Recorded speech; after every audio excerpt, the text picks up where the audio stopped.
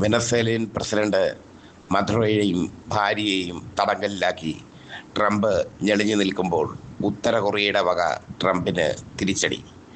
ഉത്തര Korea വീണ്ടും ballistic മിസൈലുകൾ പരീക്ഷിച്ചു.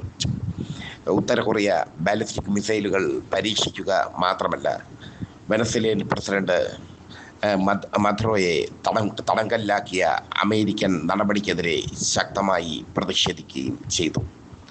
ഉത്തര കൊറിയൻ ഭരണാധികാരി കിം ജോങ് ഉൻ ശക്തമായ രീതിയിലാണ് വെനസ്വേലൻ പ്രസിഡന്റിനെ തടങ്കലിലാക്കിയ അമേരിക്കയ്ക്കെതിരെ പ്രതികരിച്ചത്.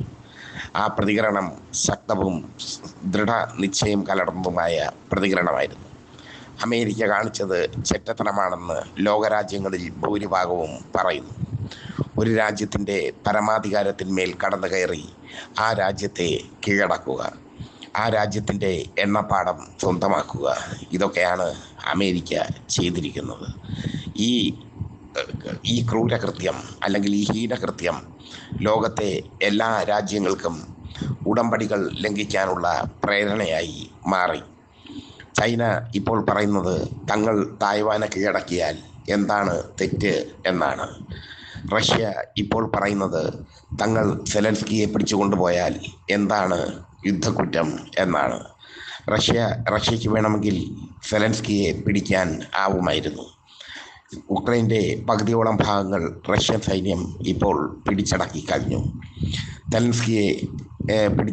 സെലൻസ്കിയെ വേണമെങ്കിൽ ഈ യുദ്ധത്തിൻ്റെ തുടക്കത്തിൽ തന്നെ റഷ്യയ്ക്ക് സെലൻസ്കിയെ പിടിച്ചെടുത്തുകൊണ്ട് പോയി യുദ്ധം അവസാനിപ്പിക്കാമായിരുന്നു. പക്ഷേ ഉക്രൈനുമായുള്ള യുദ്ധം ഒരു യുദ്ധം പോലുമല്ലാതെയാണ് റഷ്യ കാണുന്നത്. അവർ പറയുന്നത് അത് പ്രത്യേക സൈനിക നടപടി ആണെന്നാണ്. പ്രത്യേക സൈനിക നടപടി. ആ സൈനിക നടപടിയിൽ റഷ്യൻ സൈന്യത്തിൻ്റെ 20% പേർ മാത്രമേ 20% പേർ മാത്രമേ പങ്കെടുക്കുന്നുള്ളൂ. ബാക്കി വാഗ്നർ സേനയാണ് യുദ്ധം ചെയ്യുന്നത്. ഉക്രൈൻ്റെ പകുതിയോളം ഭാഗങ്ങൾ റഷ്യ കീഴടക്കി കഴിഞ്ഞു. വെനസ്വേലയ്ക്ക് മേൽ അമേരിക്ക നടത്തിയ ഹീനകൃത്യം റഷ്യ ആവർത്തിച്ചാൽ അമേരിക്കയ്ക്ക് കയ്യും കെട്ടി നോക്കി നിൽക്കേണ്ടി വരും. ഉത്തര കൊറിയ ബാലിസ്റ്റിക് മിസൈലുകൾ പരീക്ഷിച്ചത് റഷ്യയുടെ പിൻബലത്താലാണ്. റഷ്യയുടെ പൂർണ്ണമായ പിൻബലം ഉത്തര കൊറിയയ്ക്ക് ഉണ്ട്. റഷ്യയും ഉത്തര കൊറിയയും തമ്മിൽ സൈനിക ഉടമ്പടിയുണ്ട്. ആ സൈനിക ഉടമ്പടി പ്രകാരം ഉത്തര കൊറിയയെ അമേരിക്ക ആക്രമിക്കുകയാണെങ്കിൽ റഷ്യ ഇടപെടും. മാത്രമല്ല, ചൈനയ്ക്ക് തായ്വാനെ കീഴടക്കാനുള്ള എളുപ്പമാർഗമായി മാറി ട്രംപിൻ്റെ ഈ നടപടി.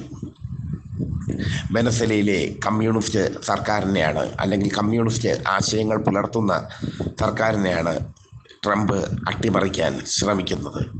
വെനസ്വേലൻ ജനതയുടെ ഹിതങ്ങൾ മനസ്സിലാക്കാതെ മധുറോയെയും അദ്ദേഹത്തിൻ്റെ ഭാര്യയെയും തട്ടിക്കൊണ്ടു പോവുകയായിരുന്നു ട്രംപ്. വെനസ്വേല അമേരിക്കയെ സംബന്ധിച്ചിടത്തോളം ഒരു കുഞ്ഞൻ രാഷ്ട്രമാണ്. അമേരിക്ക ഇങ്ങനെ ഒരു നടപടി സ്വീകരിക്കുമെന്ന് ആരും പ്രതീക്ഷിച്ചിരുന്നില്ല. ചിന്തിക്കുന്നവരെല്ലാം അമേരിക്കയ്ക്ക് എതിരാണ്. വെനസ്വേലയും ഉത്തര കൊറിയയും തമ്മിൽ ദീർഘകാലത്തെ ബന്ധമുണ്ട്. മധുറോയും കിം ജോങ് ഉന്നും തമ്മിൽ ദീർഘകാലത്തെ ബന്ധമുണ്ട്. ഈ സാഹചര്യത്തിലാണ് ഉത്തര കൊറിയ പുതിയ ബാലിസ്റ്റിക് മിസൈലുകൾ പരീക്ഷിച്ചിരിക്കുന്നത്. പുതിയ ബാലിസ്റ്റിക് മിസൈലുകൾ പരീക്ഷിക്കുക മാത്രമല്ല, തങ്ങളുടെ മിസൈൽ പരിധിക്കുള്ളിലാണ് അമേരിക്കയെന്ന് കിം ജോങ് ഉൻ ഒരിക്കൽ കൂടി പറയുകയും ചെയ്തു. അമേരിക്കയെ സംബന്ധിച്ചിടത്തോളം ഉത്തര കൊറിയയുടെ യുദ്ധ സമാനമായ വെല്ലുവിളി കണ്ടില്ലെന്ന് നടിക്കാനേ പറ്റൂ. വെനസ്വേലയല്ല ഉത്തര കൊറിയ എന്ന് എല്ലാവർക്കും അറിയാം. വട്ടമേശ സമ്മേളനം നടത്തി ട്രംപുമായിരുന്ന് കൈകൊടുത്ത് പിരിയുന്ന ഭരണാധികാരിയല്ല കിം ജോങ് ഉൻ. ഉത്തര കൊറിയ കമ്മ്യൂണിസ്റ്റ് ഭരണത്തിൻ്റെ കീഴിലാണ്. ഉത്തര കൊറിയ ബാലിസ്റ്റിക് മിസൈലുകൾ പരീക്ഷിച്ചിരിക്കുന്നത് അമേരിക്കയെ വെല്ലുവിളിച്ചുകൊണ്ടാണ്. വെനസ്വേലൻ ഭരണാധികാരി മഡുറോയെയും അദ്ദേഹത്തിൻ്റെ ഭാര്യയെയും അമേരിക്ക ട്രംപ് തടങ്കലിലാക്കിയത് ഉത്തര കൊറിയയെ പ്രകോപിപ്പിച്ചിരിക്കുന്നു. അതിനുള്ള തിരിച്ചടിയായിട്ടാണ് അവർ മിസൈലുകൾ വിക്ഷേപിച്ച് അമേരിക്കയെ ഞെട്ടിച്ചിരിക്കുന്നത്. ഉത്തര കൊറിയയെ സംബന്ധിച്ചിടത്തോളം അമേരിക്ക ഒരു ചുക്കും ചുണ്ണാമ്പുമില്ല. ഉത്തര കൊറിയയുടെ കയ്യിൽ ആണവായുധങ്ങൾ ഉണ്ട്. അവരുടെ രാജ്യത്ത് കയറി കളിച്ചു കഴിഞ്ഞാൽ അവർ ആണവായുധം പ്രയോഗിക്കും എന്നുള്ളത് ഉറപ്പാണ്. എന്തായാലും ഉത്തര കൊറിയയുടെ മിസൈലുകൾ അമേരിക്കയുടെ ഉറക്കം കെടുത്തുന്നു.